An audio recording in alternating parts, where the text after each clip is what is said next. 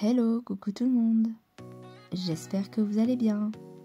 Il y a quelques jours sur Instagram, j'ai posté ceci.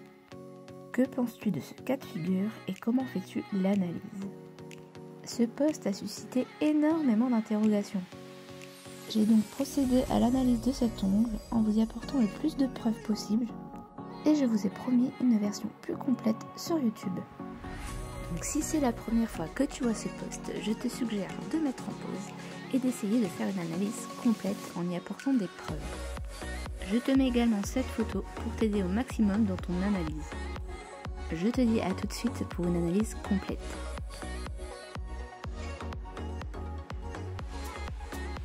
Allez, c'est parti. Donc voici l'ongle en question. Que peux-tu observer dans un premier temps? Moi, je vois ici qu'il y a clairement de la kératine qui a été arrachée. En zoomant, on peut apercevoir carrément les écailles de kératine. Dans les commentaires de cette publication, donc l'hypothèse d'un ongle trop poncé a été évoquée. Je réponds tout de suite non à cette hypothèse, car dans un excès de ponçage, la kératine ne se relève pas comme ça.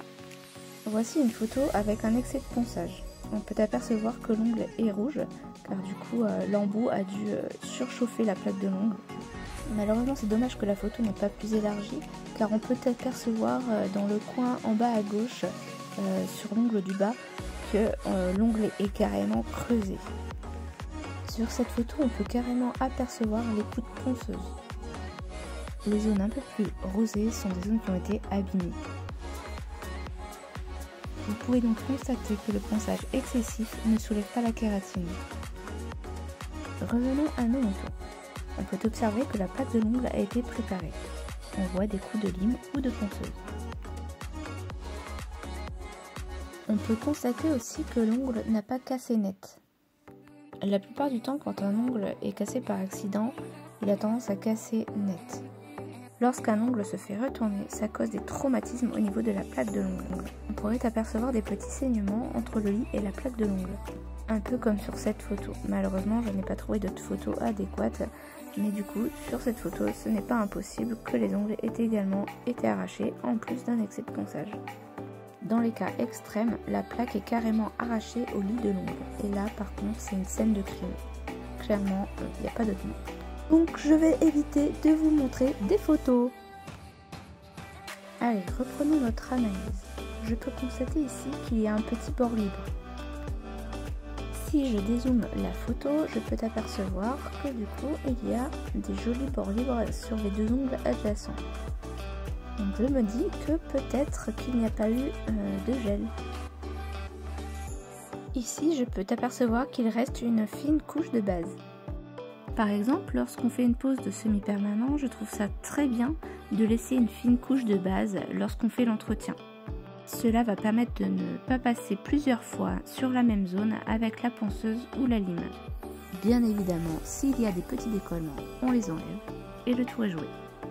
Selon moi, s'il y avait eu une pose de gel avant, il resterait plus de matière à cet endroit-là, afin de pouvoir faire un remplissage.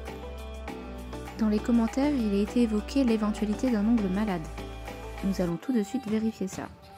Pour cela, on va faire un petit zoom. Pour commencer, je regarde le contour de l'ongle. Je ne constate aucune boursouflure, aucune infection, il n'y a rien. Pour moi, il y a juste de la poussière. Je constate également que l'ongle est bien accroché au lit. Il n'y a aucun décollement. Au niveau du lit, de l'ongle et de la plaque, je ne vois aucun changement de couleur. L'ongle me paraît tout à fait normal.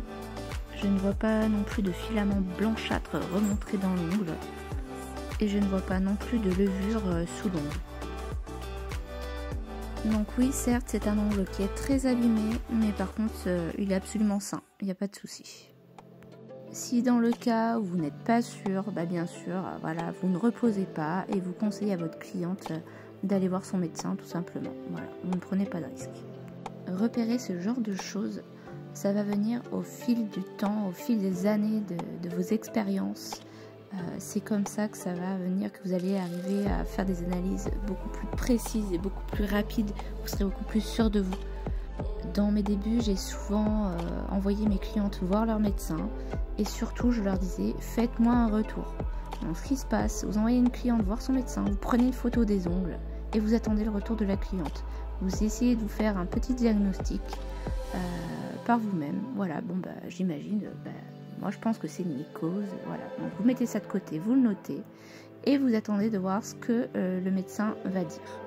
C'est pour ça qu'au fil des années, vous allez pouvoir analyser plus facilement les ongles et prendre confiance. Vous allez voir énormément de choses différentes. Il y a aussi des maladies qui ne sont pas contagieuses. Donc pour un simple rendu esthétique, les clientes vont venir vous voir. Donc il n'y a pas de raison de ne pas leur poser l'ongle. Voilà. Dites-moi en commentaire si ça vous intéresse que je vous fasse un petit module de formation sur les maladies des ongles et du coup comment les repérer et comment faire une analyse. Voilà, donc maintenant on va terminer l'analyse.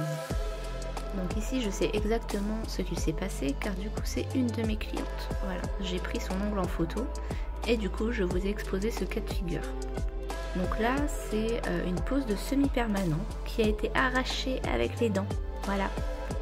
Donc ici c'est une nouvelle cliente qui vient pour la seconde fois. Donc je lui ai fait une première fois une pose de semi-permanent et donc là elle revenait pour son entretien.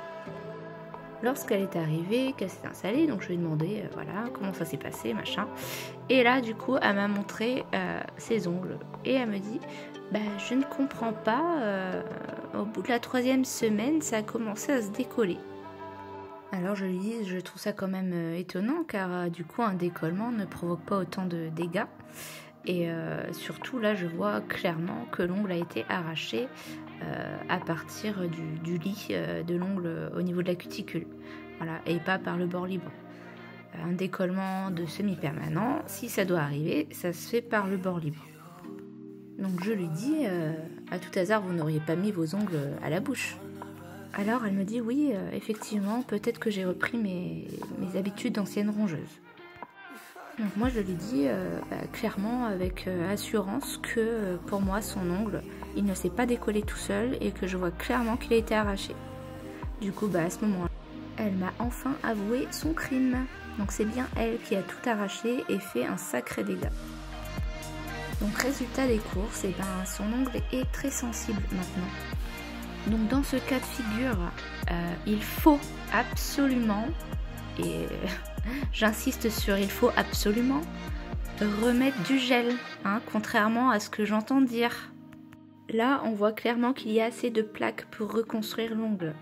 Donc il n'y a aucune raison de ne pas le faire. Même si l'ongle est très abîmé, maintenant c'est à vous de dire à votre cliente, voilà, cette fois-ci je vous le refais. Par contre, si vous arrachez encore votre ongle et surtout sur celui-ci, clairement on enlève tout parce que là vous n'aurez plus de plaques du tout. On ne pourra plus rien faire. Donc en principe, je peux vous dire que ce genre d'argument, ça les freine. Quand elles reviennent, elles ont les ongles nickel. Mais bon, en même temps, je dis la vérité, non ? Il ne faut pas oublier que notre métier, c'est être prothésiste ongulaire. Donc prothésiste, c'est recréer ce qui n'existe plus. D'où l'importance d'être formé à ce cas de figure. Que ce soit pour des ongles rongés ou accidentés, on les reconstitue. Donc pourquoi pas dans ce cas de figure? Qu'on m'explique pourquoi. Dès l'instant où l'ongle est sain, il n'y a pas de souci. Ici, il reste suffisamment de plaques d'ongles qui n'est pas abîmée pour pouvoir refaire une pose. Donc bien sûr, on évitera les longueurs. On fait juste dépasser un petit peu de la peau et ça suffit. Bon voilà les filles, j'espère que cette petite analyse vous aura plu. Et dernier petit conseil pour que vous puissiez faire votre analyse, les filles, tout est une question de logique dans les ongles, d'accord ? N'hésitez pas à faire des recherches et vous faire un album photo spécifique à certains cas de figure, vraiment pour vous aider. Et surtout, pour les débutantes, faites très attention où et à qui vous demandez des conseils. Là où je vois le plus de désinformation, c'est sur les groupes d'entraide, sur Facebook par exemple, sur des forums, voilà, des forums de manucure, prothèse ongulaire. Là je vois beaucoup de mauvaises informations. Donc le gros conseil que je vous donne, tout simplement, choisissez une bonne formatrice et investissez.